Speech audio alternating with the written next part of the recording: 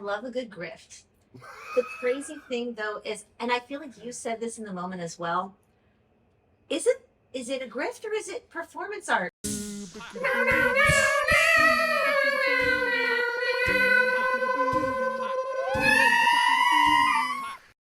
So Lisa, are you good on coffee? Can I think I'm good on coffee, thank you. But if I feel the need, then you know what? I'll just reach out to a neighbor, because at the end of the day, that's what it's all about. It's getting coffee from neighbors. I believe so. Hello, Melrose Maniacs. Thank you for joining us today. This is Melrose Madness, a close reading of the 1990s young adult late night soap, Melrose Place. That is a very concise, pithy explanation of what we're doing here. I absolutely love that. I appreciate you for saying that. I try. And Melrose Maniacs, that's another, hey, we're watching history in the making. I feel like, hey, Rihanna has her Navy. We have our Maniacs. Let's see. You know, I like to try and make things a thing. Let's see if we can make that a thing. My name's Wayne, and I am so deeply grateful to the universe that I'm working with Lisa, my co-host on Melrose Madness. Thank you. And I get such a kick out of hanging out with my buddy Wayne and our delightful producers, Ilana, Chris, the cats, the gentlemen. Yeah, it's a happy home here. It is kind of a family affair. Yeah. It is. So today we're talking about season 1, episode 4 of Melrose Place. So spoiler free, as much as we can. So it's For Love or Money is the title of this episode. And you know, Lisa, I just want to throw it to you. Oh. What are your overall impressions? Like, what stuck with you from this episode? I thought it was a good one. I think we can agree on that. Completely. I think the biggest thing that really stuck out to me was we are getting into some workplace shenanigans at D&D. It is all happening because at the end of the day, D&D is I was like almost, okay, I got thrown off because I was about to give a big spoiler. Oh, wow. And I stopped about Dude, the entire one day, series. Okay, here's what we're gonna do. And I stopped. And I think I think producer Chris about when I'm creating extra work for you. But I think that our policy going forward should be, if either of us, I'm talking about Lisa, divulge a spoiler in the spoiler-free one, we bleep it like it's profanity for as long as it runs. So if you can make that happen, I'd like it. But like, okay, like if I were to say that, like, you know, Billy and Alison will they finally no, well, oh, that's great. Right? And it's the part where they're they so folks, I think this will be interspersed with bleeps is the idea. Yeah, I like a good bleep because that was a good choice for the one to go to, because that would blow people's minds. Yeah, you don't want to get that far ahead. So what Ilana and I, producer Ilana and I, just felt that there was a mood to this episode that there's not one word for it in English, and actually this is where your training in the German language might come. Maybe they have it. They have all the weird ones. We would describe the tone as belligerent entitlement. Sort of, it's a theme, and I've got a little like sort of like meta structure, as we will. So, what did you have anything like so? If this episode were a color, emotionally, what color would it be for you? I feel like indigo blue comes to mind. Blue. Just because it's a strong choice. It's a primary color. It's a strong choice. I think this is the first time we see a real scheme in action. And it's a workplace scheme. Taking advantage. People are taking advantage. Somebody's stealing somebody else's idea, moving forward with it, and then and that becomes a story tradition in this show, and I'm so excited. And that is not a spoiler. That's just a thing. Like, we got to look out for some of these things. Yeah, no, absolutely, that's it. I think that the show's finding its legs. I mean, obviously, again, this is not kind of a spoiler. Amanda will change things, but for the time being, it's finding its tone. Emotionally for me though, not, and this is kind of what we love about Melrose Place is the way people, the depictions of human behavior. Oh my gosh, so weird. And on that level, I'm seeing like a red that borders on brown, but it's not brick. It's not like a brick red. It's kind of like a bruise red. It's just like there's like a wound. Yeah, like there's a hostility to things, and the phrase that kept coming to us, and well, this might be a refrain for this part, might not. People's attitude. They don't say the phrase on camera. Are we gonna do this? Are you gonna do this or what? It's just kind of a very. Yes. Are you gonna go on a date with me or what? Kind of just like it's not asking. It's not asking for things. It's demanding things and being put out when you don't get them fast. Immediately, yes, fast, because you're absolutely right. I'm thinking of examples I hadn't thought of just from you saying that. Because it's putting a non-existent deadline onto the situation, like this immediacy of like exactly what you were saying. Are you going to do this for me or not? Yeah. And it's like you haven't even given me to the end of the sentence to try to work this out to do this for you. Comma or not is so aggressive. So, I think in a way this might be a reflection of like actual real world sales techniques, but the way they play it out in these characters, these people are all getting to yes, right? Yes, you're absolutely right. Which is a thing I know very little about, by the way. That's a book, I think. Anyways, research. We just say words. Yeah. But the way it plays out as behavior is just these people are such assholes. I'd like to start with the host. I'm sorry, did I cut you off? No, please go ahead. The host. The most belligerent, entitled person, our vote would be Jake. Oh my gosh! The way he does things, from the first shot where he's fixing his bike, way out in the way where people are walking, and like it's nothing. There was who's Sylvan with a coffee. He actually had it placed where it was in front of somebody's door where they walked through. I think we believe that was that the one that blocks the way to the people we never see, or was it Rhonda's thing later? There's like the courtyard is an iconic setting for Melrose Place, but it also like when you start, and we love doing this, guys, Lisa and I, going back to the like, but what if people actually, you witness people acting like this, and it's like that courtyard is just like a landmine. It's just like, or it's a constant show. It's a constant show, but you're also right, because like in the real world, let's say your neighbor has brought his motorcycle right by the pool to repair it. Yes. Later that day, when I'm walking past there at the pool, and it reeks of gasoline and oil, like shitting where you eat. Why are we doing this? Jake, I don't even want to know what your apartment looks like, because it's okay, I don't think this is a spoiler because it's not like plot related, but there is a point at which he puts the engine in the bathroom to tinker with it.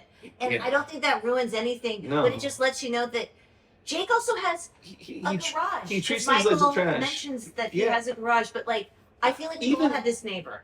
Even in shot, the way the architecture of the place is made is there's a little alcove where he could have moved that bike 4 or 6 feet back, and people will be like, I don't like that he's doing this. But it's less aggressive in the general than if you were doing it a few feet I can get around it without interact with a small, beautiful, aggressive man. You're absolutely right. He is so small, so beautiful, so aggressive. You were completely right, because the alcove, I hadn't seen it, and it's like, I just feel like it's a big message to whoever's in that apartment.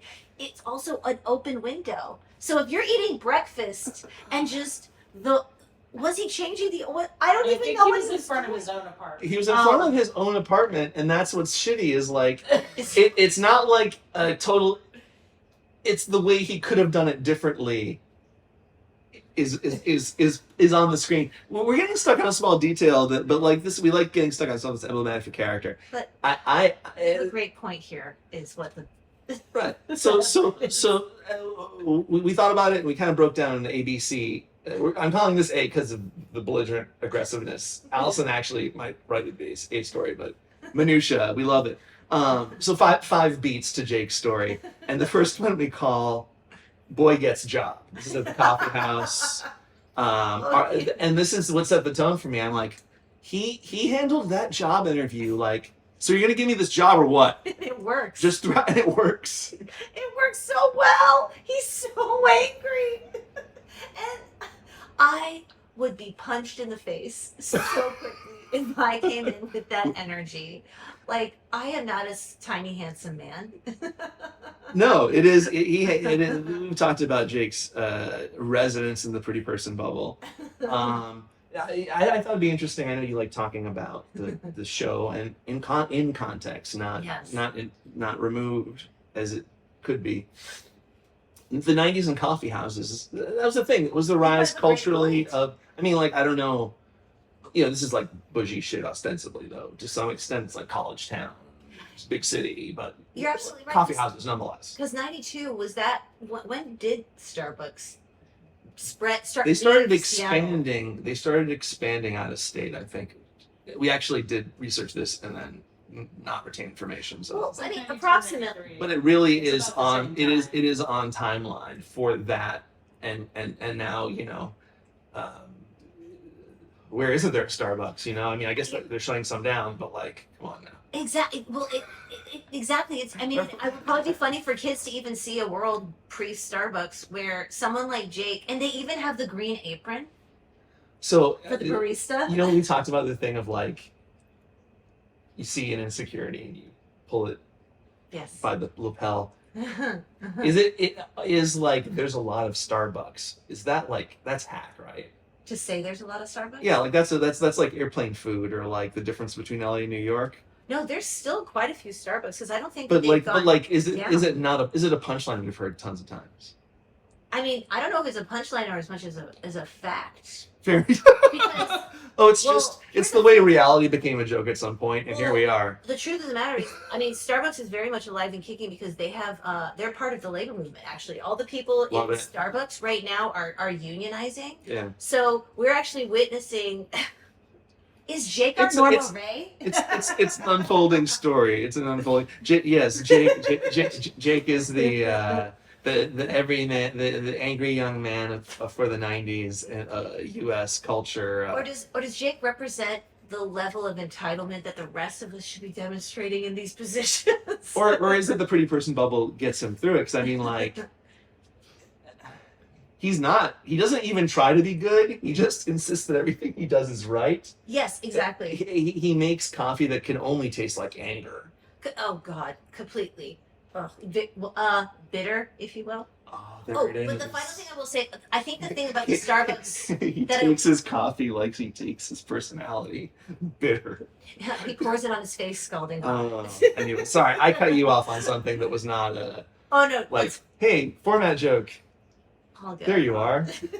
The thing I was thinking about Starbucks is the point of pointing out the fact that now there are Starbucks everywhere. It's not a thing that we don't go. Back then, it would have. There was a time before this is a running theme, I think, in our particular perspective as like late Gen Xer over here into this like wasteland. So who are you? Like to be a millennial, but not identify.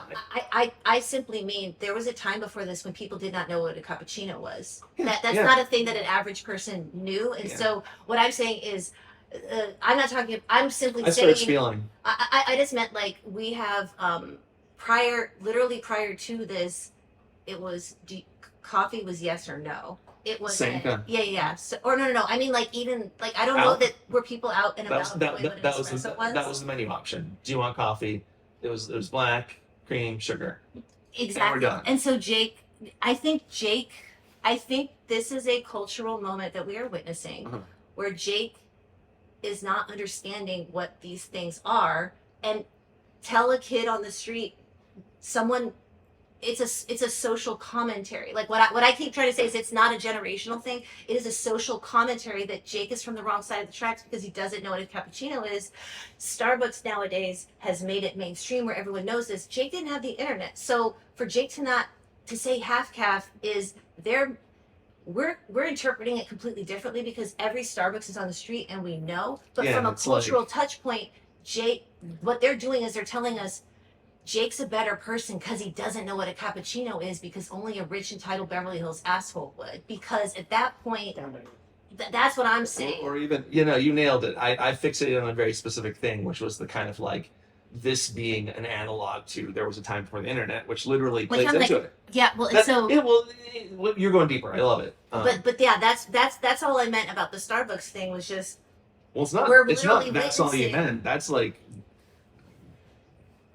That's a narrative. well, thank you. That's a narrative that is powerful and in the real world of like the shibboleths, the way to get access to things, the things that you have to know, and like some of it. It's interesting how like the class basis for that can change over time. Exactly, because like knowing how, even knowing what you don't know reveals your class. Knowing what rules that you don't even know exist reveals what your class is. Mhm. And I think that's why, because they really do try to push so hard the narrative of Jake being this like blue collar guy from the wrong side of the It's a tracks. Springsteen song. Exactly. He is exact. He's a handsome. It's like he's a model Springsteen because Springsteen looks like a real person, and Ish. then Jake's the like Melrose Yeah. Place version, which is why you've got him. His version is angrily saying, "I don't want to do a half calf. Yeah. Like I'm better than making coffee." Is the energy that I get. But I also really love his sassy loss. Yeah. No, that guy. It was a nice foil to Jake's energy. I think that's Yes. what it was. It was a good playing off of him, where it's like, well, yeah, like, well, great. Here's two characters made to hate each other. Exactly. by essence. And I have to say they covered, because I'm now thinking about the rest of Jake's storyline. He did so much in this episode. Yeah. Well, I want to say let's get to the next one, but like, should we talk about how like,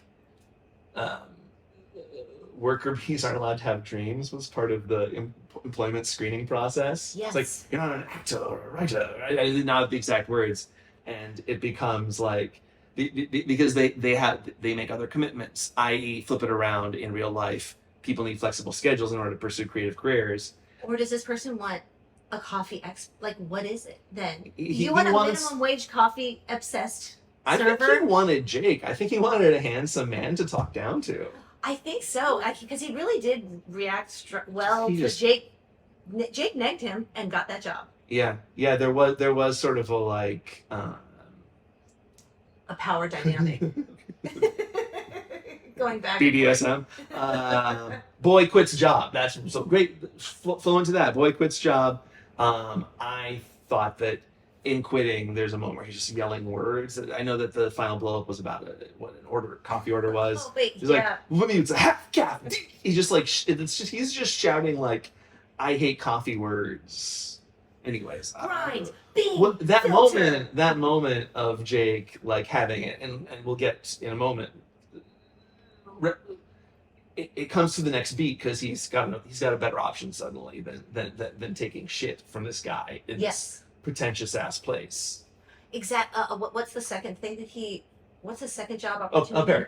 Oh, Perry. Oh my We're God, gonna get to Perry. Perry's the next beat after Boy Quits Job. And so the second job, so the second potential for earning money is a grift. Well, at the point when he quits, it's a totally legit opportunity. That's right. But Jake has already hung a lantern on the fact that his definition of legit and Perry, guys, is the most 90s lady she could be. she She is every is 90s a woman. fashion trope. To catch up, Perry's a woman from Jake's past. I don't know if there's much. Boy Quits Job is important because it gets us to Boy Enters Grift. Yes. Perry is a woman from Jake's past who happens to show up at the coffee shop and suddenly has a genius plot to rip off rich people by presenting Jake as an outside artist. There, I got it all out. That's the plot of it all. Yes. Perry, do you want to talk about Perry? I would absolutely love to talk about Perry because I love a good grift. The crazy thing though is, and I feel like you said this in the moment as well, is it a grift or is it performance art? Why aren't you guys just Yeah. doing this? Because that's Yeah. kind of funny. Because what happens in this plot line is two people make a painting. I mean, they do the work to make the painting. They make a painting, however they made it, we'll get into that. They put it up on a wall, and it happens that when this lady says, this painting's great, check out this hot outsider artist, Jake Hansen, the dude who hears that is like, oh, how much money? Just, I'll give you a blank check. I need that now, right? So that's a dynamic that exists. Yes. The interpersonal part's dishonest, but the business part is actually not a fraud. No, everyone, there's a canvas with paint on it. There was, a creative attempt to make it unique and strange, and it's a very pop art, performance art bit, Yeah. and they're selling themselves short. Like they literally probably could have pulled it off by saying, you've all witnessed. Because because we fucked on this. That's there's a fuck painting, Those guys. Are butt cheeks. Are there yeah, we should have like the higher butt cheeks are mine. That's when she was blowing me. Did I Because it makes you go on my tiptoes. going blue is I get so thanks for going that way with excited. me. I'm genius. Perry is beautiful in a way that appeals to 90s me. But when she and that beautiful man Jake mash faces, it seems like she doesn't know how to kiss. I don't know if you picked up on this. Maybe there's nothing to be said about it. What did you see in the connection? Well, for me, I thought to myself how uncomfortable I would feel with all of that paint. I could imagine I would be completely distracted because I'm watching paint go on his clean shirt. I don't like that. Yeah. I don't like that. It's going on mine. She had a very crisp white blouse that I can imagine Isabella Rossellini wearing, and these matador pants that are velvety looking. All of this sensory stuff just overwhelming me. I could not for a moment find any of this appealing, and they're deciding to. I thought she was gonna slap the canvas on the ground and be like, let's do this comfortably. But it's like, no, let's do this, and we're smushing. So we didn't get into it, but this is set up earlier because their big romantic moment from their dalliance, when he was a security guard and she was selling perfume. He was a security guard, yes. They rode out into the desert on a motorbike and stopped said motorbike in the middle of said road and fought. So this is part of their connection is public risk. It's like sex. They don't care the discomfort. Maybe the discomfort's part of the turn on.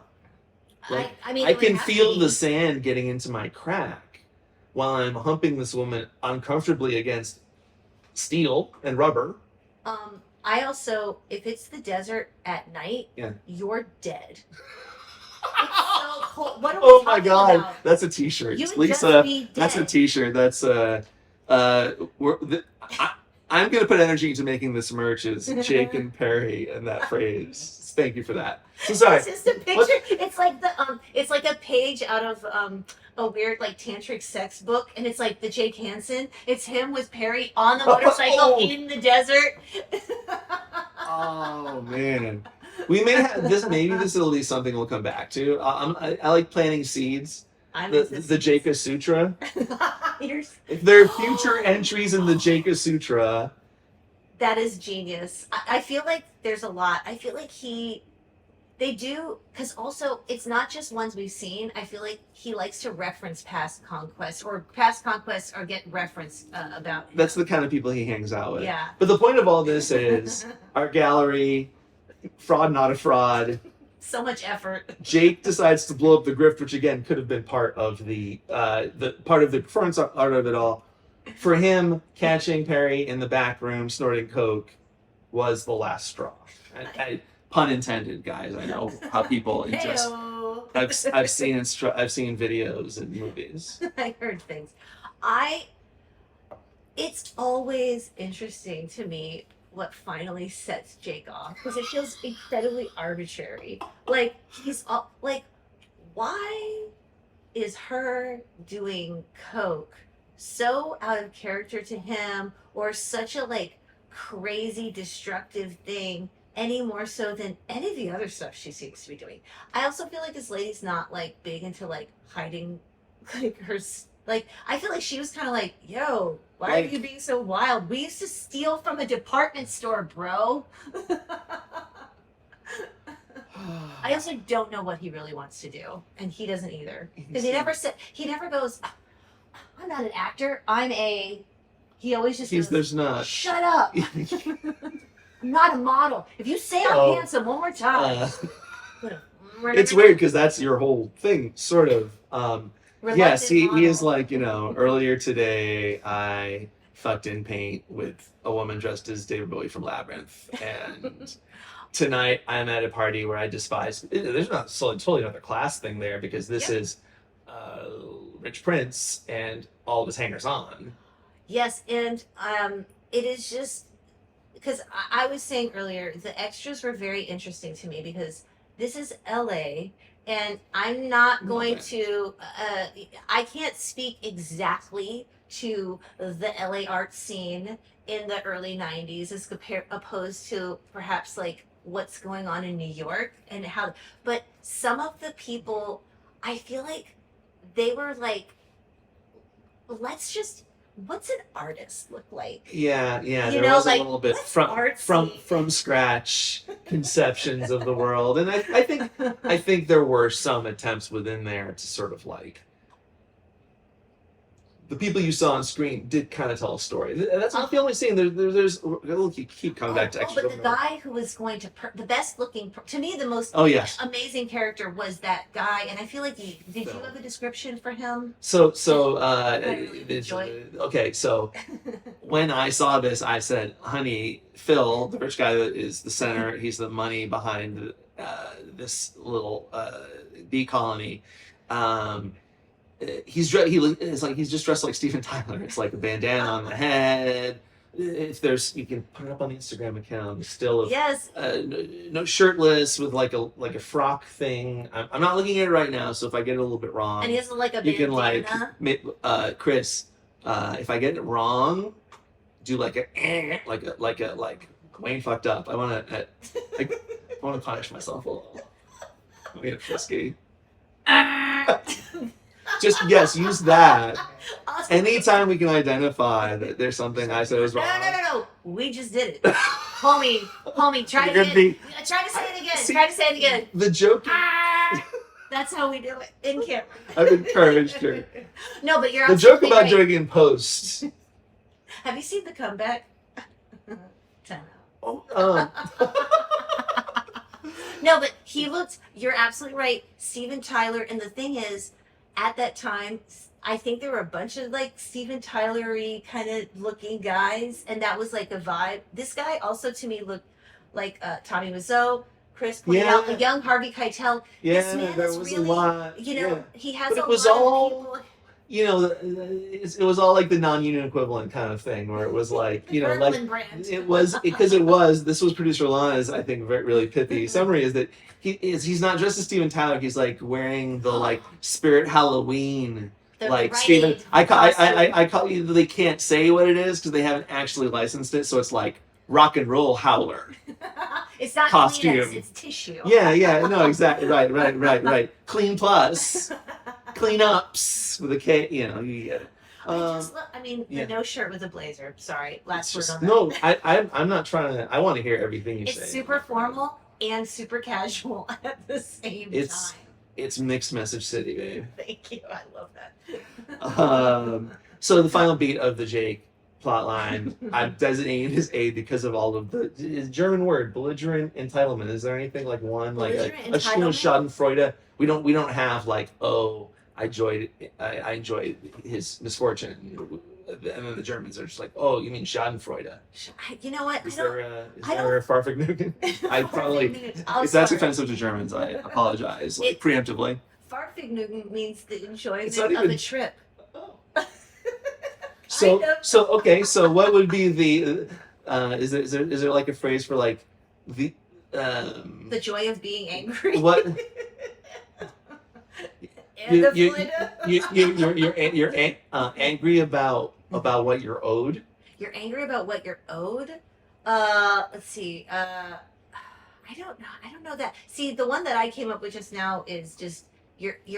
I think this is more accurate. Yeah. You're angry. You're happy to be angry. Yeah. It's a joy of being angry, and I call it Ärgerfreude. Ärgerfreude. Ärgerfreude. How's my pronunciation on it? It was pretty good. Ärgerfreude. Ärgerfreude. Ich bin geärgert means I'm annoyed, and like I feel like Jake loves He's living being in annoyed. that space. Yeah, so we've coined Ärgerfreude, unless it exists and I didn't know. But Jake has it. I'll talk about the t-shirt idea with you later. We can't keep doing this on the air. So many This brings us to the final beat of Jake's story, which is really like we call it "Boy Keeps Bike and Gets Job," which his sales pitch again bookends for this episode has the feel of, "So are you gonna buy this bike or what?" And then the guy goes, "Well, I'll give you a job." I'm like, dude, everyone just like ups the ante with like, no, when anyone negotiates with Jake, he's like, I'll give you $10. They're like, all right, but I'm also going to give you a back rub. And the guy's like, Jake's like, oh, fine. They're like, it's its own reward. He attracts those kind of people. So like, really I just like getting, we thought of this as the gift of the Magi in reverse, or like kind of an O. Henry ending, like, but it's just like on its head because it's like, he just everything lines up so he gets after starting off just again. He does nothing and gets everything. Love it. So with that, let's talk the Alison storyline. There is definitely some Ärgerfreude. Oh God, Ärgerfreude, yes. So I think we found an episode title, guys. Ärgerfreude. Producer Chris, producer Ilana, can we mark that down? Lisa will provide the spelling. The more umlauts in it, the happier I'll be. Okay, Alison's storyline. Alison, our aspiring ad exec, fresh out of college, Midwestern girl. Girl meets boy. In this case, Zach Galligan from Gremlins. Yes. I want to talk about that, but I just want to note that they meet at work. Mailroom guy, handsome in that lighting at least. But his inviting her on a date after some nice flirting between them is basically like, so are we going out or what? It's just like he's like he like negs her like what else should she be doing? Renting a video? Is that it? Renting a video? Like, what are you gonna do? Rent a video? So lame. Yeah, it's like, oh, that sounds nice. I'm better than nothing. That's which in episode spoilers presages his quality at pitching. Yeah, exactly. At selling things, he's not great. But Alison assents. Do you want this campaign or what? Alison assents, and actually in a mirror of the towel sniffer from the pilot, oh my God, yes. A man who comes with romance but has business chicanery. And like, okay, the MLM guy, he thought he was legit, but let's face facts, that's chicanery. In this case, the chicanery is we're young people in the ad world and we're relating to each other. I'd love to hear your ideas. No, tell me. I think is a line from the episode potentially. Yep. And so boy rips off girl. This is not a spoiler, but the theme of a man using romantic wiles to trick a lady into some business shenanigans. It's a well that we will keep coming back to on this series, and it is because it works. It really, yeah, like we more and more, and guys, check out the spoilers. I think we're going to do at least a mini spoilers for this one. So like to denote it, I say this every time, maybe people will repeat listen and this will be like, oh, he's doing this again. But you know, in this show, main episode, we approach this like, hey, want to watch along with us? Great. We're people who've seen it all and talked about and chewed it over, and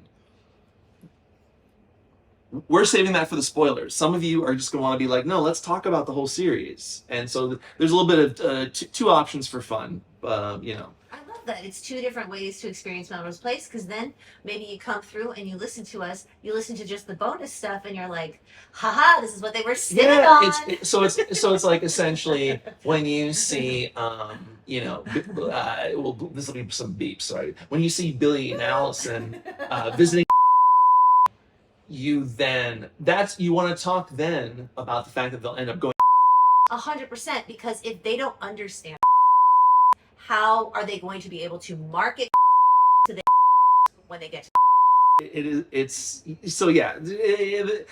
I don't know if it's all planned out, but it all we'll matches edit up. this to put it in the bonus. Okay, and something fun to track, by the way, along the way to ripping off the girl, they smooch in the courtyard. Oh my God. I want to talk about this because here's another thing we want to track besides Yes, I love this. men sexing women for business Sexy. gain is a snoop.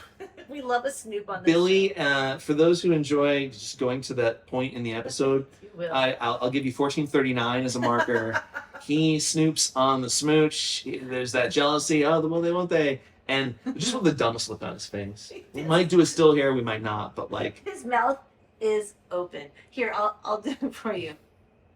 for our viewers. Oh, and I think he takes The his fingers classic. between the blinds, pulls one up, pulls one down, sits there, mouth agape, eyes blank as anything you've ever seen, and just it's So another lovely theme throughout the entire season. I've admitted in the past that my sensibilities have been called crass. And I don't think it's an insult, just descriptively.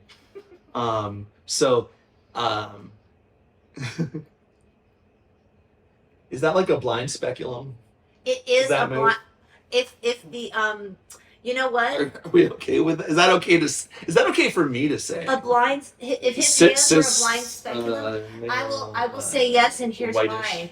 I suspect Billy's fingers are very cult, and that when he goes in and he starts to open, you go, hey, I can literally feel the screw turning, so can you stop? That's how I imagine it. Lisa, really examining with I love what you did with that. I don't want to like. Because by the way, the screw on the threads, it's real. That you feel every thread of that screw, my friend. Billy knows. He's feeling the screw. So the man he is jealous of is Rick, the idea thief. And something I want to hear your take on is just the portrayal of this business son that when confronted by Alison in the men's room about his idea theft, has this thing about how we're all watching the same stuff and I had the idea and you remind me of it. And it's like he gives her terrible excuses. He knows it. He's not even committed to them. No. And he's fine with it. Yeah, he He doesn't care. He doesn't care, and I think, I love that you use the term business son, because business son is an archetype on this show. Business sons do really wild things to make business daddies love them. Oh man, the issues. And- They're all like Marvel superheroes in the frequency with which they suffer from death. It's basically 1-to-1. The Venn diagram's a circle. Very, very much so. I feel like we're seeing a lot of like future D&D dynamics get set up here, and then because even before Amanda arrives, this really is where we have the most fun scheming, because people are we're seeing long-term we're also seeing girl boss stuff. Yeah, because we do have in this plot Lucy Cabot as kind of the arbiter of which ideas will go up to the sunscreen magnate that everyone reveres for some reason, who is also Rick's father. I don't get the dynamic. I mean, it's laid bare when he's like, "I've got an idea, Daddy. What do you think of it?" Right? That's good. That's to come. But before that happens, beating Alison's story, girl towels and quits in a huff. That's her response to the ripoff. She goes to Lucy Cabot, our girl boss. Let's talk about girl bosses. Yes. Is it now the time? Yes. Now sounds That's great. now is the only time, Lisa. I love that you said Alison quits in a huff, because that's a very decisive way to explain how she left the situation. I don't know that she expressed to anyone that she quit. I just saw her pack up a little box and leave. And then it's really funny because when she comes back the next day, unpacks her stuff, I asked myself, because her boss didn't really, she seemed relieved, but I was thinking, wait a minute. At what point did she explicitly say, hi, I'm not coming back. This is too far from, she didn't. So I'm trying to put myself in the shoes of a person who got so upset that I didn't even quit. I just angrily put my stuff in a box and then came back the next day. That's crazy. I can relate to that because it is passive aggressive. Is that correct? That's a passive aggressive thing to do. And I want to go a little deeper on this Lucy Cabot, our lady in red, who if you think this through, the last thing they're like, next time do this, and like next time keep your ideas to yourself, dummy. Is Lucy Cabot says a nicer version of that to Alison, and the last words Alison says to her is, I don't think there's going to be a next time. Not paraphrase. And she huffs with not actually quitting. So I'm just picturing the moment where she's like, the receptionist, that thing she said, that was her version of quitting. Oh, I guess we're going to have to get HR on this. New receptionist. 100%, because I kept thinking to myself when she said, well, there's not going to be a next time, is there? It also sounds like a petulant child saying, well, I know you're never going to give you another opportunity. Run away. Yep. And then in the morning going, when the box is there, I was right. She did quit. She did full on quit. Which I think could be kind of fun. I mean, like, I love that. I once watched a receptionist flame out and publicly in an office and just, I think she came back later, and it wasn't that thing that Alison does. Well, let's talk about the next thing Alison does, which is so we call this back to that quitting scenes. That was kind of fun. That's a nice way that they're finding their paces here. Jake quits, Alison quits. Oh yes, you're absolutely right. Alison then Jake. Alison then Jake. Oh, got it. I'm sure that producer Ilana's right. Nice rhythm, or what do you take in from huffy little segment of the show? It does show you how Alison handles things. She very often packs up her toys and storms off, but she almost always comes back. And so I love. There's some fun stuff, guys. There's a spoilers episode. There's some fun stuff to talk. We should come back to that. She's a boomerang. Yeah, she is a boomerang, and I think most of the joy that we experience as viewers is witnessing Alison make these crazy, like, line in the sand moments for herself, only to, like, the next day have to sit in it. She does this all the time. It is such a unique kind of self-sabotage. Really, it's very specific to her, actually. Guys, I keep bumping the table, so if there are hits in this show, I'll take responsibility. You're doing great. Oh, thank you. I need reassurance. It's a thing. So yeah, and she just goes back to work. She pretends there was no quitting. On Billy's suggestion, though, that's his not so belligerent, but it's his entitlement just bouncing off of her. It's like, what, you just took your stuff and went home? Just go back. Nobody, and but you know, he was right. He was so it right. Works. It kind of does show that he does. I mean, he does. They're kind of perfect for each other. He does understand her.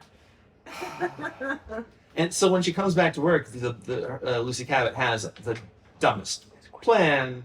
There's some idea that, like, he took advantage of you, say, why don't you guys work together? That'll make you hash it out. It's like, oh, you mean a work relationship based on trust? That'll be easy. It almost sounds like her boss, what's her name again? Lucy? Is that the boss's name? I think it's Lucy Cabot. She... Is that, you know? I'm checking with the producers. So, yeah. That seems right. Is there anything else I should be doing that I'm not doing? No. Okay, cool. Because I like taking orders from you. No, I was, yes, you're absolutely... The stupid plan boss. The stupid plan boss. I think you bring up a really good point, is that I feel like there's almost this element of, like, they're treating it as like this wild new world of lady bosses. And so the way lady bosses kind of, this isn't a spoiler, but I feel like this is setting the tone for how we will see lady bosses work in like workplace, like office situation, because there's this weird certain archetype that we visit again and again. Not a spoiler, but there are times where they explicitly talk about the 90s woman. Yes. This is so right. like Piltdown Man. This is 90s woman. Is that if you kind of like did an AI that took all the faces of all the lady bosses and produced one, and the shoulder pads. That's the woman of the 90s, pretty much, is I think what the show posits. That's a really good way to put it. Not lady in the 90s. But they have to deal with these business sons, and she now has to work with Rick, who I tried to unpack this, and the best I can figure what happens is this motherfucker.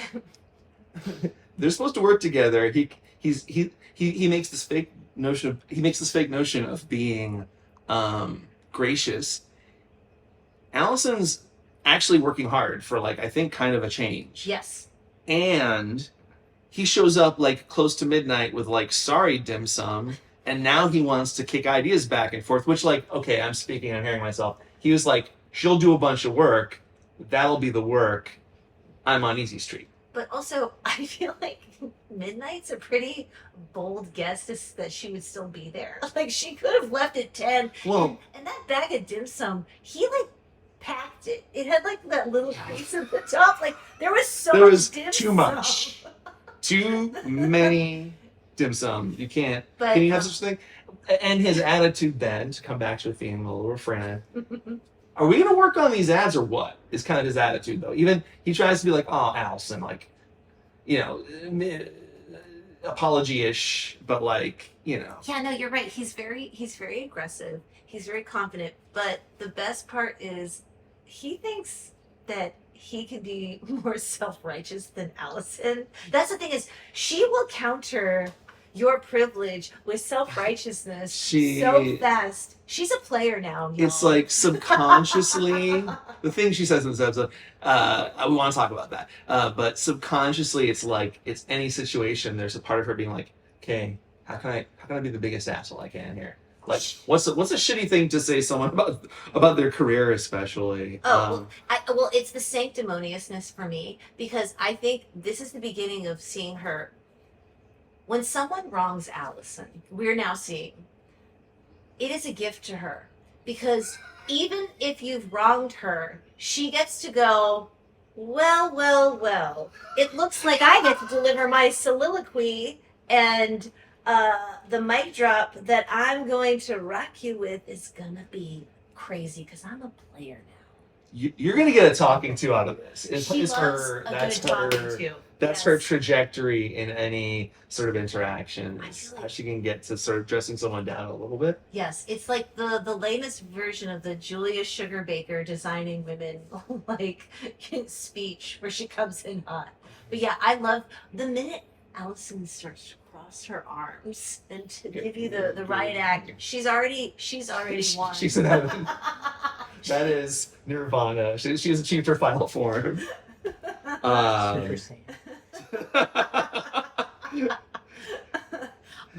don't know how to say that. I want to repeat it so people can hear. Super Saiyan. Dragon Ball Z. Yeah, I guess I was making a reference. Including her perception.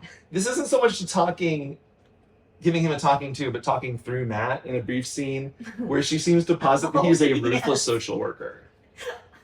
He's so you'll do anything to get ahead, right? That's how it should be. This is part of her being out for blood with her return, that she's going to be the lady. It's part of the 90s. The 90s woman doesn't take this. She gives it. She's going to give it. She's doing a shivving motion for the listeners. I really am glad that you brought up that conversation with Matt, because it reminded. She did what I think producer Ilana will agree with me is it's almost like the version of the Real Housewives confessional, where you get to pretend like you have somebody co-signing your shit, where you go, listen, when Billy came over to me and said such and such, did I think to myself, he's being over the top? Well, yeah, but then so she was basically treating Matt as him in her head, Matt was going, well, of course. I don't think she even heard him. At the moment, so this is beautiful. We talked, I think, before perhaps about how this coincided roughly with the dawn of reality television as we know it, which I consider to be the real world on MTV. And goddamn, would Alison have made a real world roommate, guys? Oh yeah. Dude. Her ability to just, she's like a singularity. It's just like It's a hurricane. the gravity pulling in misfortune, spitting out sanctimony. I'm coming around to your thinking that she is indeed a monster. But in this case, correct. She shows pity. 100. It's a last minute. She could have really, because and the reason why being that Rick, the business son, is a idiot fail son of a business son. Yes. Whose big pitch for sunray sunscreen is, hey, cancer looks gross, right? It's like, it's another way. It's a before and after. Well, you know, it takes a fortunate life to treat something like that way. It's his pitch of having. First, we'll show someone whose face is riddled with cancer. So I'm also asking myself. There's some more than one stuff in here, by the way, that you don't do, which is like, other than the ads with the dogs in cages. Like are we going to show actual skin cancer patients? Are we going to cast that way? Or are we going to put on some crazy makeup? None of it works. Also, the implication is that the sunscreen is now removing the cancer, which is not visible before and after. It's like implies before causation. Yeah, like he's so dumb he doesn't know how causation works. No. Also, I think the worst part of his campaign was that he walks up to this big easel and then he has this weird tiny little shape. Well, he drew that stuff. That's the thing to imagine. But it even had a veil. It had a little. There was a big reveal. Like she better not steal this great idea he had. But let's briefly imagine Rick late in the night now, because he now starts to start working at midnight because Alison dunked on him. I am picturing, because I do this sometimes in concentration, kind of on his tongue. Like sticking out of his mouth a little, and just like he's drawing the lesions on the face, and it's like, this is the one Dad's gonna love me this time. Which, you know, in its own way, well, whatever.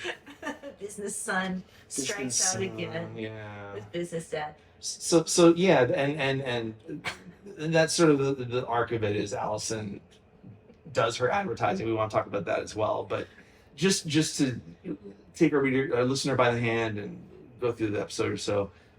Clearly the C story is Rhonda and Matt. Yes. In 5 beats, I start with the promise. Matt, who runs a shelter for halfway house for homeless kids, needs help with the cooking, and Rhonda insists that she will be the one, and he's like, I don't know, Rhonda.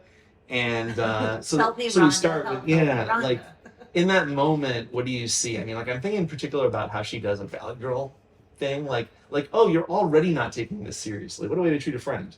Yeah, it's really funny because now that I'm hearing the way that you've laid out the other storylines, I now see the themes emerging, and how the first one of you've got Jake and Alison in these parallel situations where they're saying, I feel like I'm being taken advantage of in my work situation, and you know, anger. And then with Rhonda and Matt, it's not as much of a taken advantage of like I guess all of them have some sort of betrayal, a level of betrayal, and theirs is the weakest to me. Yeah, her scheme is to be a flake, and it's almost like and it wasn't. This one, I think you pointed out, is really them just. They really don't know what to do with these characters. Let's try something. Let's try, because we had Rhonda being the sneak earlier, which I was busybody. Oh my gosh, a busybody. You know, she's man crazy. We've set some, as is Sandy. Like, if you don't have a man in the '90s, the nice woman probably has a man. So if you don't, you feel a primal biological instinct to go to where the men are and find them and get them close to you so you can more fully embody the 90s woman. Am I onto something? So what do you think? You had me at if you're a 90s woman, you probably have a man. End of period. I mean, end of sentence. That was that's you have basically described the Melrose Place 90s woman. You probably have a man. If you don't, you're trying to get yourself to where the men are, because how else are you going to procure a man? You got to be a 90s woman. the spoilers. You're so right. The spoilers episode that you guys should check out if you want spoilers. It might turn out into a mega episode, because I feel like that is another dynamic that Very fun. Well, this episode really launches a lot of things. it is, and I mean, some of it they planned, and I think some of it was just serendipity. Sorry for that. No, you didn't do anything. I was drinking my water, accidentally hit it, almost really hurt myself, jamming it. Jesus Christ! I mean, don't get injured during the podcast. I know. I'm gonna please. try. Thank you. But by the But the Rhonda Matt. Yes, I'm so sorry. I feel your pain, is what I'm saying. Because, like, brief aside, maybe if you want, I'm gonna pause and there can be a voiceover telling you where you can skip to if you don't want to hear this personal bullshit. But really briefly, during my honeymoon, this is during an age where it still kind of made sense to have a camera that was just a camera. Mm-hmm. I had a camera that was just a camera, right? Yes, it was. Yeah. And photographing her, it was a wonderful waterfall. Was that same waterfall we went to? I remember. Wonderful that was waterfall. beautiful. A little hidden a one. lot of history within this social group. Yeah. And I'm photographing her having fun, and like, you look wonderful, honey. This is a moment to remember. I'm nervous. I have to tell this stuff to you because then I can see you telling me, move it along, dummy. Point being, mosquito lands on arm. Wayne, enemy of mosquito, slaps arm. Wayne drops camera into water. No. This was, I started off with, no, honey, I said, I can be careful. And then I can be careful. you just looked at it until I said, I just got stuck in the moment of like, I have a question though. this happened to For me. you, I have a question for I did Ilana. this. Ilana, Again. did you know there was a mosquito, or did it look as if he said, "Bad"? I'm so sorry. It's like, what did I marry? It did look like there was something landed on. It was the reaction to what you saw. Which is awful. You waited to get it out of the water. See, this would be a tragedy plus time, or like it's funny when it happens to the other guy, except like she's also invested in this camera, of course. It's not joint property. It's one in a way. I think we used never mind. This is the part that we could come back to the if we decide that that's something that people might not want to hear. I love that. So It's in the song. Rhonda flakes out, and I it's always minimizing the thing. It's like, well, here's the recipe. Oh, yeah, exactly. It's they worked so hard to make Rhonda be lame, but the thing is, what's happening? Here's what I think is going on. I love this. I feel like the stakes in the Alison workplace situation are very different. That's more intense. It's somebody's work, and then you've got the stakes of she's got a guy scheming against her. She's got her boss being like, "You're an idiot. Don't let him rob you. You've got to come harder." So you've got this like weird like shark thing going on. You've got Jake, where he's just coming in aggro. So like everybody's got these real and then all of a sudden we're like, listen, I don't think it's particularly great that Rhonda volunteered and then flaked, but also here's another thing, Matt. You literally were like, "Are you sure, girl? Are you sure?" So then that tells me, honey, why are you letting her do this? You know your friend cannot commit to this. You know this lady. You know that she can't say no and that she's not. And then the funny thing was, he at the end, but here's what I got to give Matt. At the end, I feel like he was like, "You know what? I am dumb. I know you." I just want to bow down before Lisa's razor sharp view of the world. I'm gonna keep the metaphor going. Just cutting to the truth, like a flaming sword. Well, thank you. Just. also, yeah, they tried to set, and that storyline was great because I feel like they just threw Sandy in at the end. Yeah, she's. I have a little fit category of meanwhile, and Sandy just offered the yes. dress, the unmemorable dress. We will talk about fashion later, and some commentary, but she's not really part. She's not really part of things. Yes. Oh, okay, well, here's the one: is like the real villain, of course, is the sort of like people who made the policies that made the social safety net fail, such that in order for this man to feed hungry young men, he needs to dip into the friend pool. So Exactly. that's the, whatever. That's the thing. But then, so more importantly, Rhonda's apology is mad swimming. That air quote apology for our listeners. This, I want to hear your take on it. For me and for us, it was, are you going to forgive me or what? I feel like it was that, but the weird thing is, I feel like Rhonda seems like she doesn't even remember what's happening a lot of the times. Because, like, she said, oh my God, I forgot and I covered. And I'm also here going, Matt, again, sweetheart, your friend is a dance instructor. She is picking up shifts. This is, and also, yes, dance may seem silly to you, but this is how she makes her money. She has, she has to, like, kind of go by that. Asterisk on Alison's shittiness. She says to her, like, well, if I had a flexible schedule. Exactly. I don't mean to break your flow. No, but you're absolutely Is that right. like along the train of track? I thought? You were exactly along the same track. And so, like, the thing is, she should never have committed to it. All those things. But I also think Matt should have known better. But back to your actual question about the apology. No one wants to say, hey, listen, I'm sorry. I messed up. Can't we move forward? It is, hey, is this resolved or what? So I agree with you. It's no more patience. I'll go. What's the word? The German word. Oh, Ärgerfreude. Ärgerfreude. Ärgerfreude. I like that we have a conflict now. Is the energy they're giving.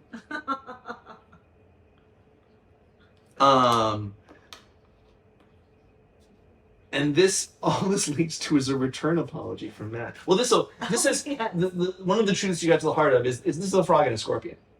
This Yes. is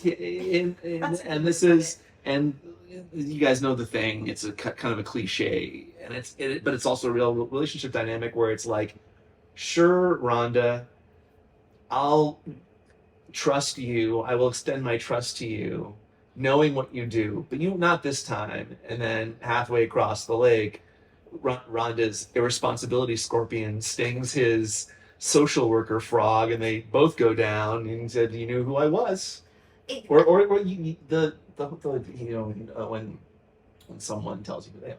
Yes, exactly. And like she may not have the ability to say, I don't have the capacity to do this, but at the end of the day, all of it. I don't know. I keep going back to you pointing out the way that Alison interacted with Matt, just like to get exactly what she wanted to hear. It's just, it kind of reminds you that like Rhonda and Matt sort of seem to exist in their own little world for a little while. Yeah. Where the stakes are so different. So you do have business lady Alison like swashbuckling through, just like, hey, listen. This is the pitch for the Sunray account, guys. This isn't social This work is and dancing, okay? This is business. That's what it is. This is business. I gotta get out of here. My kitten heels are, hurting my feet. So this leads to Matt apologizing to her because she threw back some lame thing about how he doesn't take interest in her career. Yes. So he shows up to Cardiofunk. Do you want to talk about Cardiofunk? Do you want to talk about a human being's urge to apologize to someone who wronged you? It's so weird. Everyone, the Cardiofunk class was incredibly intimidating. Oh, God. Everyone looked great, but I totally felt Matt because I feel like you go into this class and everyone is already doing such an amazing job working together. It reminded me very much of like in 90s, early 2000s. I don't know if they even still do this. Maybe prom scenes in movies where I'm like, when was everyone practicing this? It was amazing. The sudden ability to line dance in perfect synchrony. 100%. Yeah. But then again, it is that level of proficiency that really made Matt go, you know what? I need to apologize to my gifted friend. But A character moment for Matt, maybe. They're developing a character for him suddenly. This episode marks is that he's game. He's in a crowd of people doing intense choreography, and he's like, I'll kind of follow them and then just throw in some river dance and like. Yes. I like a man who I like a person who can dance. Like, Yeah. just like give himself to the moment. That's all that matters. I agree. So this terminates then in the serenade and the dinner. Alison, Sandy, and Rhonda show up at Matt's. I'll be there. Just call my name. A song sung by abused children. Is that the right way to do it? Like it's just. It's a sad fact about the world, the beauty that's wrung from human suffering. I mean, it couldn't be more appropriate. I took this so morbid, guys. You're enjoying? No, but it is this thing where they're still trying to also push the idea that like these people are all friends and in each other's lives, and eventually, you know, again, not a spoiler, they really do a good job of everybody being up in everybody's business, career, personal life, like finances. It's like they get very enmeshed, but this, you can see them they literally just threw Sandy in. Here's what happened. Yeah. They're in the room and they're like, we don't have her in anything. Yeah. We hadn't thought about this. We probably could have squeezed her into that sunstand campaign, but we didn't think, whatever. So they're like, let's just literally throw her in at the end. And I love a good weird TV trope. Has anyone ever come into a room serenading you? Like that just feels like the most unrealistic thing. It strikes me that this is another example where they can't remove the music. The ghouls. I'm sorry to pass judgment on people. I don't know, but I'll say the ghouls who, for monetary reasons, stripped out the period '90s, well, white people rock music. Let's face facts. College rock kind of vibe that I loved. So that says something. That's the song they sang. Like there's union rules, I think. I think so. Yeah, probably. So, but by the way, Sandy's idea though, they explicitly you could miss it, but like Rhonda's now no longer being a shitty friend is because Sandy's like, these kids went hungry. I shouldn't do that. I see. Well, no, hey, because I think Sandy does. This is a very clear case, I think, of them going, we really don't know what to do with Sandy. For some reason, we're incredibly opposed to her having an actual romance with Jake.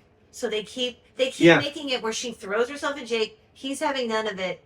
They just don't do anything with her. Maybe it's like a sub will they won't they for them too, because it's like they have done a couple episodes in a row now that there's a cathartic conversation. She's not his lover, but she's his confidant.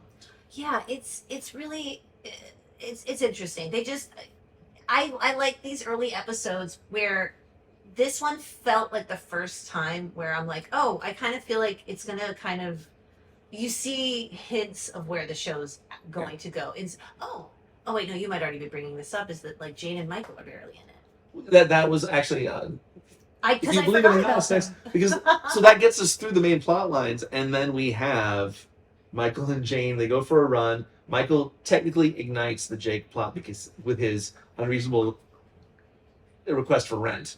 Oh my God, yes, that and Billy took a shower. That's his. oh, that's But right. let's you brought up Michael and Jane running. Like, it's so funny because they this is the one thing that kind of stuck in my head was knowing that fact that Thomas Calabro, the actor who plays Michael, is in every single episode of this series. And I thought to myself, if they hadn't thought if they had decided for whatever reason to not have that running scene, his record of being able to say he was in everything would have been destroyed. And so I almost feel like maybe it was fate. I think apropos of the '90s when I cared about sports, it's like when Cal Ripken had this amazing streak of hits in the game. You can't just like take him out of the lineup. Exactly. You might put him in and like take him out when he gets a hit, so you can, I think that's the thing. I don't know, guys. That could be another time for the Lisa buzzer later on. So there's a second way of looking at this that kind of juxtaposes and mashes these together. And we came up with 3 sentences. I might do a little like setup because I want to hear you bounce off the concept. That this is an episode telling us about how things go in the world. conflict. Yes, you're absolutely right. And you talked about some of this earlier. So this is how the world treats a man. Ärgerfreude all day, worried with a job. And then, but wait, Ärgerfreude all day, and then what's the second part? Get rewarded with a job. Yes. This is how the world treats a woman. Taken advantage of, does double the work, rewarded with a pat on the head and keeping the job. Yes. That's pretty accurate. And then this is how Rhonda treats Matt. She reneges on a promise, she demands forgiveness, and for that she's rewarded with an apology. It's very confusing. So what do you think of that? I think besides setting up some of where we're going, I think that might be setting up dynamics of like, you know. I mean, again, not a spoiler, but I think you've kind of what's the word? Vocalized some Melrose Madness golden rules. Yeah. It's How to be a 90s woman. How to be a 90s woman, how to be a 90s man, how to experience life as a 90s man. Yeah. Because things happen to 90s men, I feel like, in this situation. Yeah. And then the Rhonda one is just really great because it's just very specific to Rhonda. Oh, no, it is. Absolutely. Yeah, no, I agree with those. I think those are really very on the nose. So, out of that, we like to talk about fashion. Oh, yes. And in this case, what I got left to talk about is Billy's fresh out of the shower look, his comfort level in walking around with Home Alone hair, Kevin after a shower hair, and just his big old nipples pointing at people. I don't need to nipple shame. They're actually small. So they're little. I think it was nipples. cold. I think they were tiny little cold nipples. But you know what? Hey, again, we ain't shaming. We just giving Describing. His nipples are a co-star in the scenes he's in. I mean, the thing for me, can't help but always put yourself in the shoes. And so I was just like, this person has a lot of confidence in the knot that is made around the waist. Well, he must There have were a so modesty many- thing, though, right? So many, or actually, I think he just must be very confident because I'm imagining that Andrew's shoe was very game. Like we talk about Billy, but like he does bring an energy to the role that's like, okay. I'm down, and I just keep flashing back to I want to do like a Photoshop of the face that he had whilst peering Speculum. through the speculum sideways. What that face on top of the body with the like towel, and then you just get the full spectrum of the yeah. experience this episode. But not to cut you up, I actually really have to pee. You know what, guys? We're gonna go to a commercial. It turns out. Thanks for listening. Keep listening. We'll be back. There's a flavor born in Southern California but satisfying wine lovers worldwide. Mantleberry wine. Made from only the most luscious fruit. Lovingly aged on the famed mantles of Melrose. Mantleberry wine brings a touch of distinction to every occasion. Darling, this is exquisite. Is it Mantleberry wine? Why, yes, indeed. When the night is at its finest, there can be only one Mantleberry wine. So this is how we come back from break, I suppose. Yes, oh my gosh, that's right. This is the first time we've done it. This is the first time we come back from It break. feels good. I hope you guys enjoyed the commercial. I hope you guys enjoyed the show. I don't know, Billy's fresh out of the shower look for me was just sort of a way to hang on the fact that it's not the Ärgerfreude of it all, but he doesn't mind walking up to just about anybody. Yes. It's not just that we're seeing him is one thing, that objectifying the man, which is built in, which is might be fine, but also that this is a character who couple ladies in a room, he's just walk in and start talking to him. Yes. Someone knocks on the door, he's gonna try to embarrass his roommate by greeting her date unexpectedly. Shiny man. He's not shy. Billy's not a shy guy. He has no problem. He's really, again, not a spoiler, but like Billy's great at initiating chain reactions, because I think that he is decisive. He does go for things. He kept the story going. Alison would have still been in that bed if he hadn't Oh my said. gosh. I think he pep talked her. You're absolutely right. With the Captain Crunch and the giant wooden spoon in the ice cream. So I have a theory about this. I would love to hear I also want to talk about the extras, but since you brought it up, we like to talk about food, I love and this is I'm going to do a brief spiel that I think I want to hear you bounce off of, which is the idea that Alison's story is told through food. Oh, I Okay. like this. Wooed with donuts, Yes. dinner in the Val, Yes. opposite the Great Greek, self-soothing with ice cream and Cap'n Crunch, Yeah, softened up, only not, with dumplings, you were so right. and thanked, and this is the one that is I think we want to talk about for sure, with a giant Hershey kiss. Which is like, in a way, after a whole episode where this Rick Dick just messes with her, like that might be his final fuck you. Is like, hey, this Here's is an a enjoy. present that's not a present. Here's a lot of chocolate that's difficult to eat. Do with it what you will. I also did not realize. Sorry, I fucked with your job. I didn't realize until you guys explained to me, because I don't know that I've ever had one, that the Hershey's Kiss is chocolate all the way through. I thought it was like an Easter bunny. It's a hunk now. And it It's a doesn't hunk. melt well either. This is what I haven't tried, but producer Chris Pretty hard. is an authority.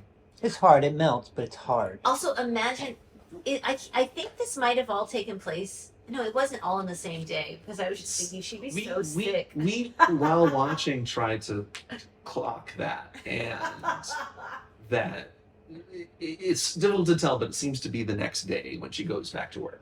That's so funny. Like she left for the afternoon, so I think that's the timeline. I think we don't get a night, which often in that structure that they do, they take you through day to night, and there's I going think to be a you're right. shooter scene basically. Yeah, yeah. You know, you saying this reminds me that, yeah, food it has an interesting role in Melrose Place, because I now remember Yeah. Jane showing up before, I think this was last episode, showing up to Michael's place of work with this weird cake and the chili dogs and the This candles. was for the So eat chili and fuck plan that really set us on edge. so it's this thing of like, Listen to last episode. If you've jumped in on this episode, Ärgerfreude of this podcast, Melrose Madness, you should go back. If chili and fuck has you enticed, which if it were me, because they're both things I like, check out our spoiler-free episode 3. it's the pre-Netflix and chill. It's like, Yeah, it's just So I didn't want to take you off track. Just No, let but them know that's- what's in the offing. Yes, this is the weird food. It's weird. It's this thing of it's another thing where we're learning. It does feel like aliens wrote this episode where they're like, this is how humans communicate with food. And you're like, okay, kinda. And there's a thing, I didn't really know how to place this. I liked the cleanness of that, I have a thing for conceptual purity guys. There are probably other issues tied in with that I need to work on. But anyways, there was also his "Do you want to go out or what?" was over lunch outside D&D. Oh, yeah. The same place where she was creeped upon. Our viewers are seeing me now raise my arms like Cal the Creep, who's not a problem at D&D anymore, thankfully. No. But no thanks to Alison. She has a weird lunch. I didn't fully clock it, but it's like healthy-ish. I think Yeah. there's grapes involved. Oh And yeah, one he- weird thing of grapes. Rick touches her food. Oh yeah, you're right. Which, we are recording this. I don't think that we're going to suddenly put a date stamp on when we did this to say there was a global pandemic. I think So, it sorry, was guy. something I hope awesome. that doesn't totally just make this they recorded it that long ago. But there's been one of those. So motherfucker, you touched my food. By the way, Am I right? Yes. regardless of a pin, that's very kind of you to say that, but I don't No, care. it's Don't you be touching my food ever. That's crazy. It's just plain bad manners. Yes. But then when you add on that, I wasn't a dude, I just had a moment. bring it. He tried to feed Alison after midnight. Okay, I'm remiss. I'm remiss. So guys, Zach Galligan is Rick. I think we talked about this briefly before. We're getting to Gremlins in the mailroom. That's what we're doing right now. This is the time to talk about it. I've got some more fun stuff for after. Please, But I want to please. dive into your new theory I about cannot even believe this. Lisa has a theory about the Melrose Place televisual universe, I love this. and I'll say no more. Lisa, take it away. So, you know what? This was definitely. I don't want to be like his character and say that this was my idea. It was a group think that churned and swirled until, guys like Mantleberries, Gremlins in the Mailroom is a moment that could only have happened when the four minds melded together. It was pointed out that this Your thoughts man, to my thoughts. Lisa, but you've developed a passion for this theory, I think, that I think makes you a fitting spokesperson for it. Why, thank you. So now, what you get with Zach Galligan working in the mailroom at D&D is what? I believe that what you get with Business Son is the perfect crossover into the Gremlins universe, where I'm imagining this young man started off innocent, naive, with, what is it, Mogwai? Is what his name? Mogwai. It was Gizmo. Gizmo. Gizmo He the was a Mogwai. Gizmo the It's like Mogwai. So, Chewie the if you have not seen Gremlins, go watch Harry it. Wookiee. You don't have to have watched Gremlins 2. Oh, no, you're totally fine. But, before you get to Melrose Place, This you could intercut it with Gremlins too. FORSURE. 100%. Maybe that's a whole new thing we've got to do now. So now I feel like I'm going to go to watch Gremlins and then rewatch this That's episode not and lose right. my mind. So a young man in the 80s had an experience with Gremlins, became a jaded, rich son of an advertising person, ends up in D&D, right? So Yes. here's what's happening. Yes. There is a good chunk of time we do not see this man in this episode. In fact, he is occupied up until midnight when he sees Alison. So one moment. Wait. Lisa, One moment. what is he doing? Well, In your mind. that's what I'm getting to. So he is gone for such a long time until midnight. So let's think about what's going on here. How do we explain this? When you are the son of a rich businessman, what's your biggest hang up? I need to feel like I did this on my own. Where does one start when one is pulling oneself up from one's bootstraps? The mailroom. My thought is he went to the mailroom and he thought to himself, listen, I'm about to employ these gremlins. I'm going to take over this business. But the problem is the gremlins got out of control. That's why also... As they will. They pitched him Speaking of before the frog, and after, by the way. They pitched him before and after with the skin cancer. that They was a were like, gremlin. They're like, That was a do gremlin it like pitch. me. Do it like this Do it face. like See these this face. lesions? That'll get them. But I think that what Ilana, but also So actually shared Ilana's universe, theory- guys. Like Shared the universe. the short version is that Gremlins, the movies franchise Gremlins, and Melrose Place are in a shared universe, and our hinge here is Zach Galligan as now into his career part of his life. Well, Guy from actually, Gremlins. now I have a different theory because Oh. I like Ilana's better, where the Complications. gremlins exist in the mailroom prior to this man starting to work here. And the problem is the gremlins are the only ones who know how things work because the gremlins predate D&D. They came with the they're office building- lease. they They just- came with the office lease. So here's what's going on. I think we have a Rob Estes situation. He's not the same character. It's the same actor as Zach from Gremlins, but much like, sorry, spoiler alert, guys. There are times when actors on this series Oh yeah, play different that's not a characters. spoiler. Yes, Spoiler? we will talk about it this season. FORSURE. That's my new thing I do. I spell out that phrase because it's gonna make it a thing. Don't tell me to stop. Go ahead. I don't want to. Yes. No, and so I don't even know. I think I'm wrong. I don't think it's the same person. I prefer Ilana's version where the gremlins, you cannot fire them because they're the only ones who know how D&D runs. And by the way, moving forward, I feel like this is a perfect way to explain any D&D shenanigans. If there's gremlins around, Gremlins in the mailroom. call me incoherent. Gremlins is a movie in our universe that leaked out from the Melrose Place televisual universe. And what happened is there's this young man who looks just like Zach Galligan. I like this. Who has this mailroom experience, and that someone adapts that to a script. But they're like, okay, the Gremlins sound great, but all this business stuff, I don't know, could it be a Christmas movie? From there, it goes like, that guy, the handsome distinct chin, little pasty. What if we got like a younger actor who looked just like him, and we set it in high school, and also someone's dad died from being stuck in the chimney while playing Santa, and that is how Gremlins. Got in the mail. Gremlins 2 is a whole different story. We're not going to get into that. Even though it more closely, it's one of those mutant things where you end up coming back around to the essence of something. I agree. I All mean, right. Gremlins in the mailroom makes me so happy. Is there anything more to say about that, or should I just extinguish the joy from it? No, I think that I want to keep coming back. I would like us to challenge ourselves To make this a moving thing? forward to see if we can spot any potential Gremlins in the mailroom moments moving Okay. here forward where we could say that maybe they could be blamed for certain shenanigans. So what we're gonna do now is this will be an occasional segment on Melrose Madness called Gremlins in the Mailroom. We don't have to compose music for this one, but we should find something we can use that's like, I'm gonna give a beat, I'm gonna say Gremlins in the Mailroom, I'm gonna give another beat, and there should be like kind of spooky music. I love Gremlins. So it'll be, you know what, Lisa, I think it's time for another installment of Gremlins in the Mailroom. Okay, so we've piloted that. We can come back to it.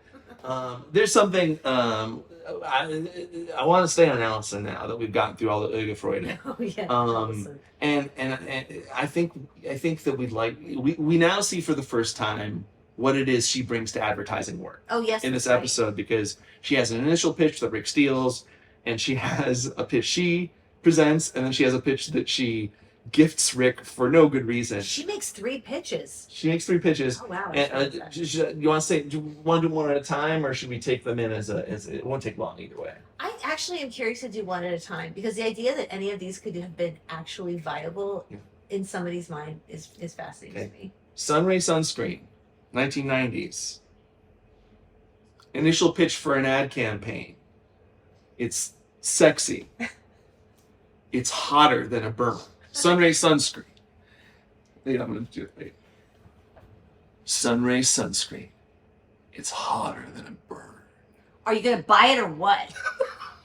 The Ärgerfreude never leaves. That So is- what do you think? What do you think of her initial pitch? That it's, if I remember correctly, it is that sunscreen is 90s. It's ecological, but it's also sensual, because It's that's how a sensual and man has an slipping out of middle age would say it. I believe the exact phrase was, "It has an ecological twist." Oh, thank you so much, Lisa. Because I remember that because it was insane. But you're right. Ecological twist, sensual plus sensual equals hotter than a sunburn. It's hotter than a burn. Okay, so I see what she's saying is that it's sexy to protect yourself with sunscreen. Is that the I think implication? the jump is from, imagine. This is a trope, I think, of 80s sex comedies. Yes. The lady on the beach and the chance to rub suntan lotion on her body. Oh, yes, yes, yes. I frankly, I think that like historically that's a it would have good been like people put cooking oil on their skin because They're cooking themselves. terrible ideas were common and probably still are. But that particular one was. But yeah, just that there's this trope of like, this is a way to break the touch barrier with Oh. a female you don't know who is perhaps even out of your league. That your hands will be on her body, massaging in this thick white cream. I had a thought. It's like, Well, hotter than a burn. I apologize because at one point I had a memory and I actually lost track of what you were saying because it wasn't worth it. She's fine. when I She did was good. when I first moved to Georgia after my family had been stationed in Germany for a very long time. It was my senior year of high school and I was on the softball team. South Georgia, very hot. And I needed to put some sunscreen on my face. And I saw a girl offering up this white cream on her fingers, and I thought she'd heard me ask for sunscreen. And I said, "Oh, thank you." And I put it on, and I put it on my face, and I go, It was icy hot. Oh, and- Lisa. So the thing that's very funny to me is the phrase "hotter than a sunburn" was what I experienced when I put that cream on. So when she says it's hotter than a sunburn, I'm like, Negative I for you. feel like you're saying like this. If you put this on you, it's actually going to make you The- hotter than a sunburn. The literal level. You had an experience that took that to the literal level. Wow. I just feel like So they- this is a personal. This is I think where the as a listener to the show while we're doing it, I think this is where it lives. Is where we get some fun stuff like this. Well, thank you. It made me think that it was, we spend a lot of time hearing what a great ad executive Alison is, but I'm like, it's hotter than a sunburn. To me, I would actually pitch, it's like, you can still be hot and stay cool. Something like that, Okay. where it's like, I just don't even, we're being told how clever people are and we never get to actually see it because these ad campaigns are bananas. Okay, which brings us to her Her trick. impressive pitch. Oh, the Did I real say one, no? that's right. Well, no, let's do the trick one first. This is her backup pitch. This is the one she knows isn't as good, which goes into the process, right? You don't Love give it. Rick the better pitch. Her pitch was Oops. color yourself healthy, happy, and tan. What do you think about that? As our one woman, our one person, why am I bringing gender into it? As our one person focus group on Alison's ad campaigns, tell us, what do you think of color yourself healthy, happy, and tan? That it is exclusively being marketed to white people. I'm not sure there's much else to say about that, is there? I mean, Well, it's also- spoilers on this show. Eventually, it's just white people, pretty much. it's an ecological twist. Unless you count from time. I don't think this is a spoiler. From time to time, a police officer will be black, and then also some of the. Well, we should leave that part out, though. Please, they're gonna makes a guest Okay, appearance yeah. on. It's a whole thing. We've got control over these things. Mhm.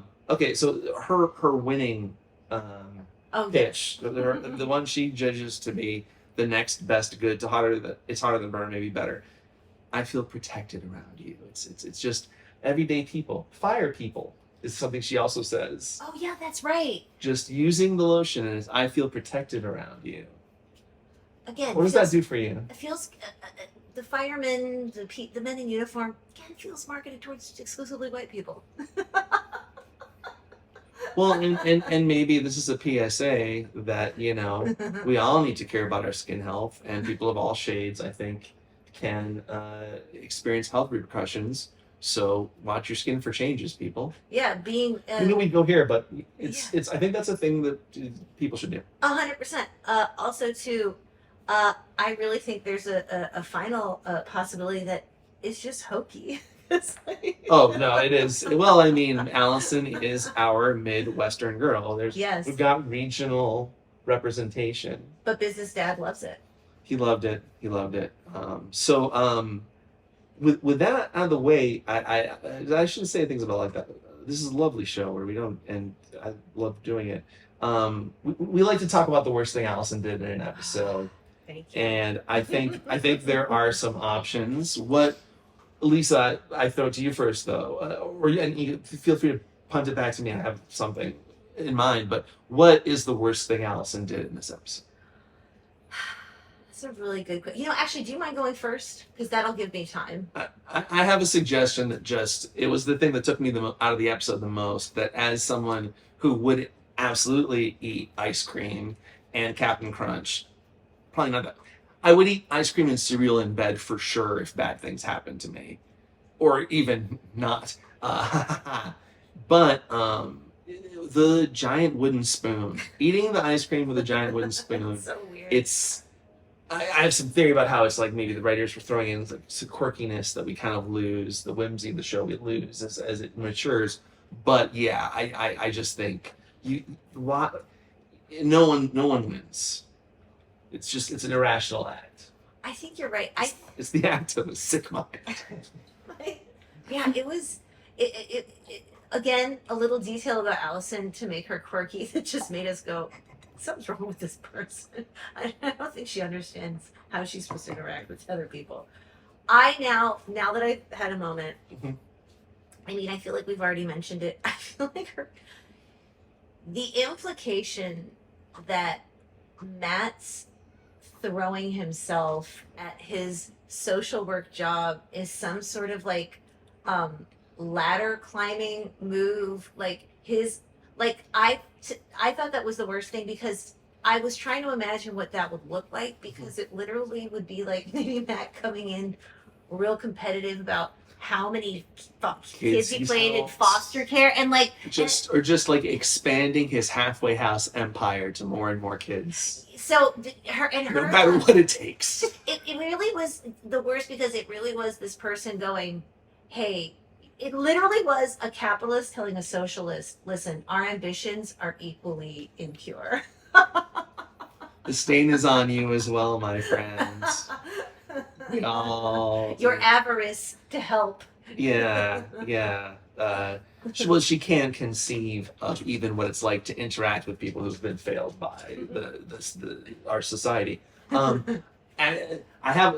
Do any producers want to chime in with one? Ilana has I one. think the worst thing she did was help that Gremlins guy. Because you know he's like in charge of a company now. This is how Ilana, mediocre to poor you- men. You know what? Skate-free. It's a pattern. Because she also did not help with that lawsuit. And you're right. She's the exceptional woman. I feel like Ilana called the good one. Yeah. Chris, do you have one? Producer Chris? No. Okay, cool. No pressure. That one's pretty bad. I came up with one more. I love them all. So as much of a dick as Rick is, she storms the bathroom because that's You're right. that's his gambit, and he underestimates her commitment to giving him the talking to, the first talking to. Mhm. So, which leads us to one of two all-star extras. I kind of like I like to cover this as part of fashion, but I think there's a spin to it here, but. If you are so inclined, go to 1840 or so for Love or Money, and you will see just a sharply dressed man aghast at what's happening before him. He, fortunately for him, not mid, voiding. He's just cleaning his hands because he's a civilized human being who cares about others. And what he is presented with is these two entitled children, more or less, having a spat about their ideas. But Tell me about that man. Do you have anything? You want to talk about that man? I do. I have to be very superficial and exclusively focus on his aesthetic, which delighted me to no end. He is dressed in a suit that I would guarantee he brought to set. It is a gorgeous, Three-piece? iridescent, almost like a deep, like a turquoise suit. He has this tie with a gold pin in it. It's one of these moments Eye where for detail. it was so. And he has these great glasses that are very 80s. They're very late 80s. He is definitely. I got that vibe from the whole thing. Yes. I definitely feel like if I were a kid looking for some fashion inspiration, I would take a photo of this man. I thought it was just such a wonderful, iconic look for. The category is business in the 90s in a bathroom. You could do far worse. And maybe 80s, because again, we talked about this before. This is kind of, even though it's 92, 93 we're getting into now, it is sort of like, the 80s is still there a little bit. I mean, and this is the one we've talked about some of these things, like imagining this guy coming home to, I assume, it's one of families. Like, today, I was just trying to go to the bathroom. And these two maniacs burst in, arguing about their ideas, honey. I don't know how much longer I can work at this place. Is that where it goes? I don't know. I think it's more, Do you buy that scenario? Well, actually, if we're going to context, I don't know that any episodes of the show would have aired yet. So he might not have had a context for who these characters even were, because this is only episode 4. So that's the featured extra. as the extra. He gets to respond as his character might. Like, who are these people? Yes. Oh, did I take? No, I want to hear your. Yeah. Oh, yes. So I was saying that he, as the actor, he wouldn't have had any context for anything anyways, because Melrose Place isn't on the air. He can't reference it in any way. So it's exactly probably what he had was, "Hi, honey, I came home. I was in a suit. They said action, and when they yelled action, I was supposed to go, hey, what's going on over here?" And they're like, "What were they doing?" I don't know. The reason I say this is because I was an extra on the Shield once as Guys, don't think of her any differently than you did before. Lisa, go ahead. I was an extra on the Shield as a Chola gangbanger, which was incredibly unproblematic. And I remember in the scene, they said, "Okay, there's a girl over there. She's pregnant. I don't know if I was running." And they're like, "And then when we yell action, you guys need to run over there." And then just like, there's a lot going on. And so to this day, I don't know if I was running over there and defending her because we were in the same gang, or if I was over there kicking her because then the cops came and we scattered. So I feel like this guy probably was like doing what I did, where he was like, "Oh my gosh, let me just imagine what the storyline was earlier in the episode." So I was thinking more along the lines You want to hear the of actors? the actor's experience. Yeah, so I think that was more likely because I don't think that he would have had any concept, because I don't think it would have aired at that point. By the time they were shooting episode 4, You're right. I think there would have been a little bit of a couple weeks. But yeah, that's the fun part, is those early episodes. Those extras don't know they're on Melrose Place in the sense of it being Melrose Place. I also like the exercise in world, though, of imagining the full life of that sharply dressed man. Mm-hmm.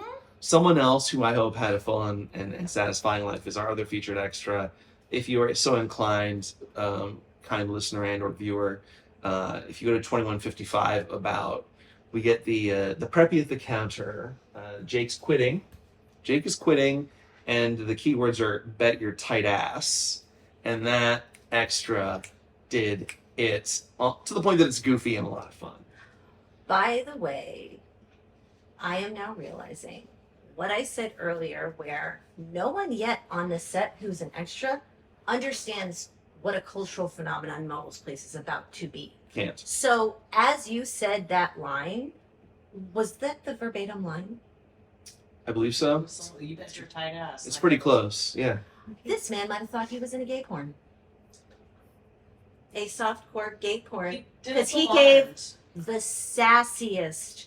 Oh, when someone says by the way, it looks, Melrose is on the edge of West Hollywood, and Jake is a very handsome man. No one knows that this is going to be Melrose Place. So when you're an extra, you're just in stuff. So I am imagining a world in which this delightful young man was like, what channel is this going to end up on? Because he gave the sassiest and most adorable smirk.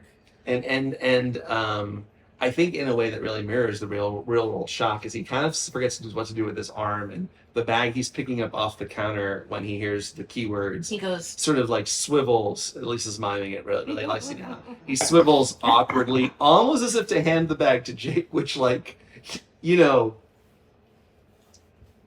I wish the Grant Show had thought to just grab the bag and storm out, because Oh, that yes. been funny. But anyways, I don't know. That's a crime, and he's an ex-con. This, I think. Do you want to do some quotations? sure, let's Would you do like to do some quotations? We're Always. coming close to the end of the Ärgerfreude episode, but there will be a spoiler for those of you who are so inclined. With this episode, we thought that Alison was an all-star for quotations, so we wanted to do an all Alison quotations. Oh, I'm into it. She was an all-star. So I'm gonna hand them to you one at a time, and I'd like you to audition for Alison, sort of, or Please. whatever, however you want to frame it. Thank As you. we usually do the line reading, but in this case, we've got all of the context of everything we've just talked about for quite a while. Here's, we didn't really get into this, but when is context, while you look at what and you connect to the moment. I think it's Billy's come in with nothing on but a towel, and he's meddling, and so Alison needs to shoot him down.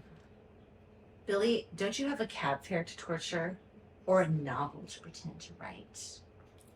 Devastating. I felt it. I felt it in my chest. It's a sick burn. It's Oh a my sick. God. It's a sick ass burn. It's Especially- an Alison mic drop if ever there was one. Especially bouncing off of recently an episode where she was the one encouraging his writing career. Yeah, To now be exactly. like, you're not even a writer, which is kind of the truth. This one also needs context. I'll hand it to you.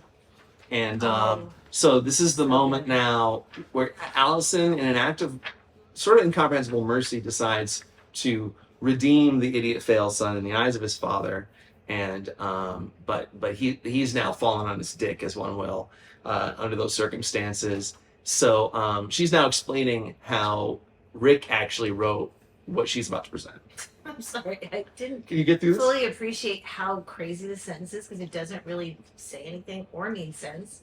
But So right, they say Rick has fumbled the ball, and business dad is like, got anything else? yeah, so And Rick, an icy hand of terror has gripped Rick's loins, and Alison is at this decision point.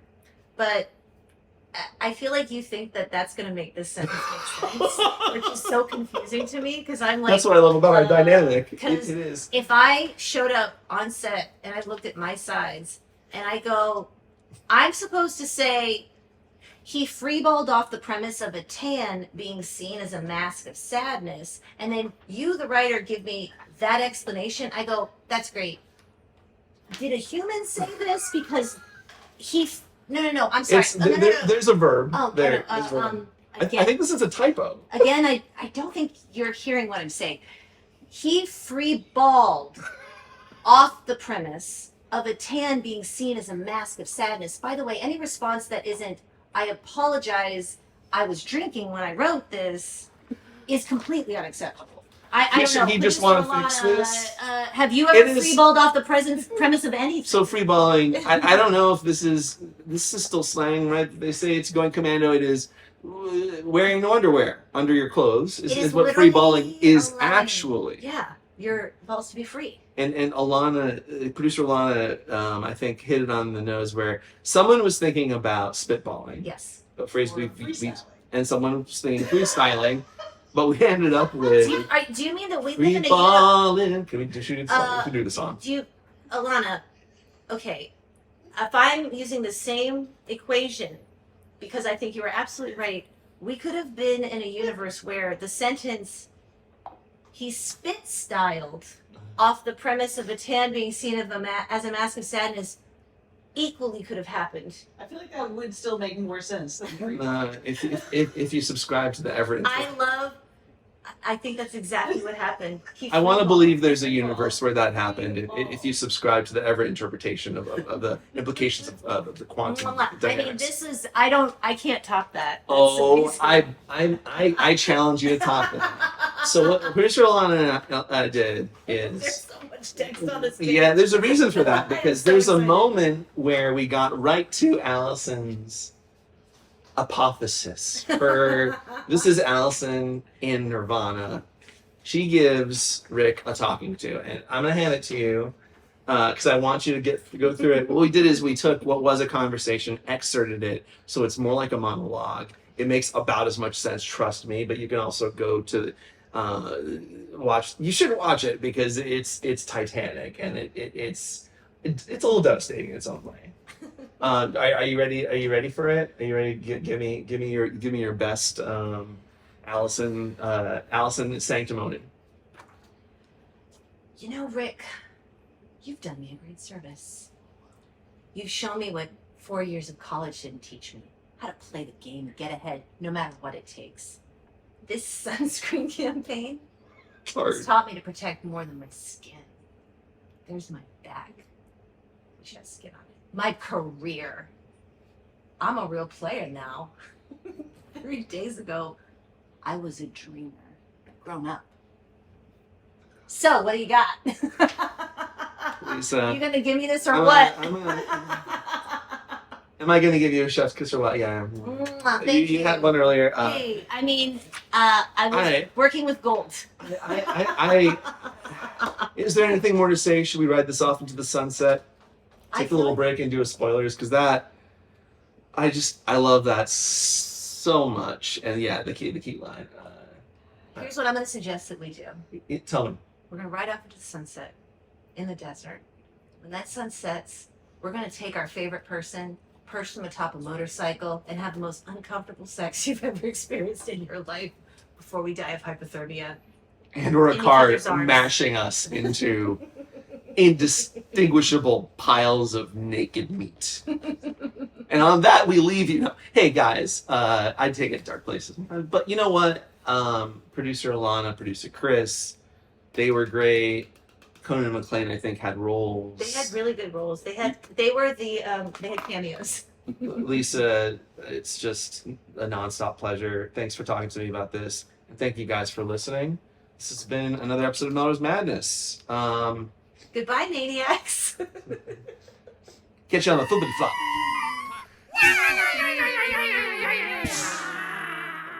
You're right. This is madness.